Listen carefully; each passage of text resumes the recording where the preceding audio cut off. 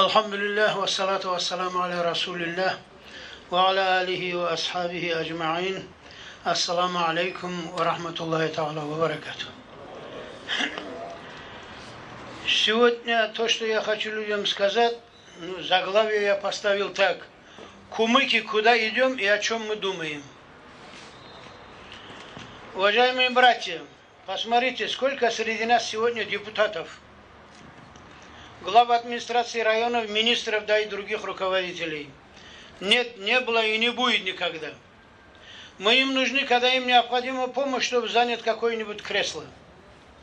Для чего сегодня мы здесь? От того, что приспичило, а это в последнее время случается все больше и больше. Представьте себе, что на улице играют двое детей, и у одного из них есть родители, а другой сирота. Если кто-нибудь тронет того, у которого есть отец, то сразу он выйдет на защиту своего сына. Теперь попробуем как-нибудь обидеть сироту. И ничего, никто за него не заступится, потому что некому. Вот сегодня кумыкский народ наподобие этой сироты. Каждый, кто хочет, может ее обидеть.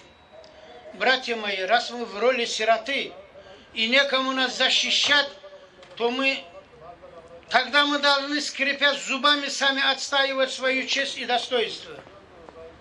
Это должны были бы делать те чиновники, депутаты от имени кумыкского народа сидят у власти и жируют. Если мы как нация и народ хотим выжить и жить достойно, то мы должны идти другим путем, ибо на митингах ничего не решается.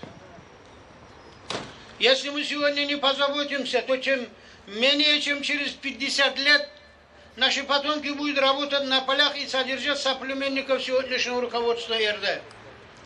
В то время как они будут потерять свои руки и свои штаны об кресла в своих конторах. Если мы не предупредим это, то наши дети будут проклинать нас на наших могилах. Кумыкский народ всегда был сытым, по натуре своей спокойным, выдержанным, миролюбивым и законопослушным. По сей день наш народ ведет себя именно в этом ключе. Но, к великому сожалению, представители некоторых этносов Дагестана восприняли эти черты кумыков за трусость. Нет, господа, мы не трусы.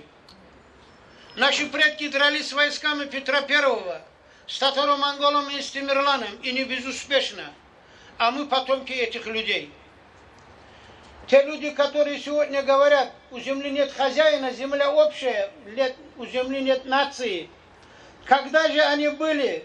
Где же они были, когда генерал Кропотов со своим 100-тысячным войском зашел в Дагестан и в Кайкенском районе сжег 10 кумыкских селений заживо? Людей загоняли в дома, закрывали и сжигали. Почему же тогда? Я не всем отношусь, вот тем людям, политикам. Ни один Аварес, ни один Даргинец, ни один Лакис, который сегодня претендует на кумыкские земли, не пришли, не спустились. Братья наши, с вами беда, мы пришли к вам на помощь. Почему эти земли не были тогда общими? Вот это очень интересно. Но ничего, тогда не было рядом с кумыками никого. И кумыки не были пришельцами, были хозяевами земли, как сегодня называют кумыки пришлый народ.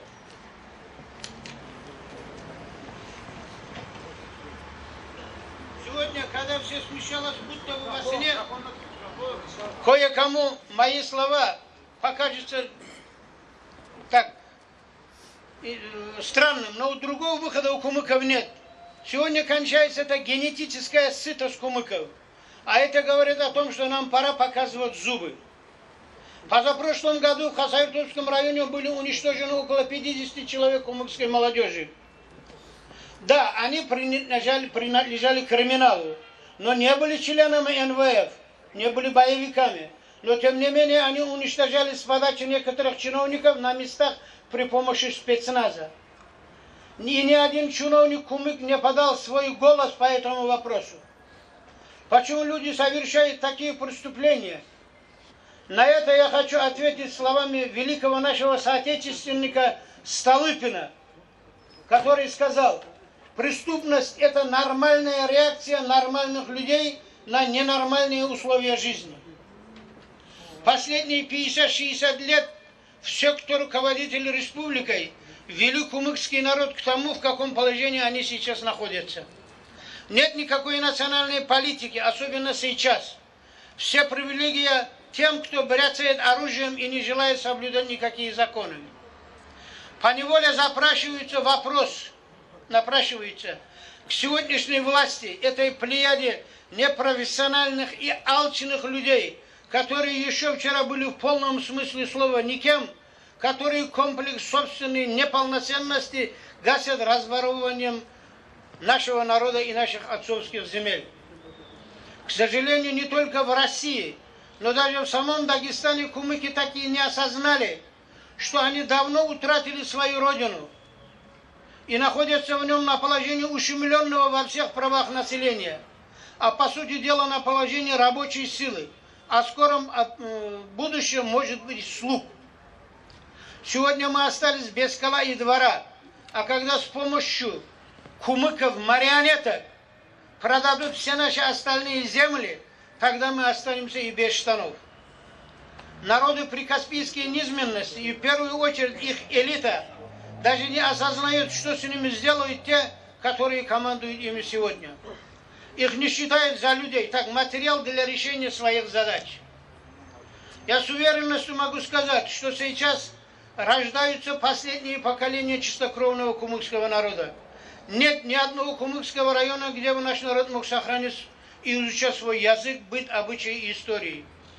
Если говоришь о своем народе, пытаешься воспитать в нем патриотизм по отношению к родине, к народу, то сразу твои слова переводят на плоскость национальных отношений. Мы же не мешаем другим народам в их воспитательной работе. Национальные смешанные браки неминуемо ведут к генетическому вырождению нашего народа. Нами управляют, наше сознание целенаправленно формируют, наши вкусы унифицированы, наши идеи навязываются нам людьми, которых мы и не знаем, не приглашали на нашу историческую землю родину.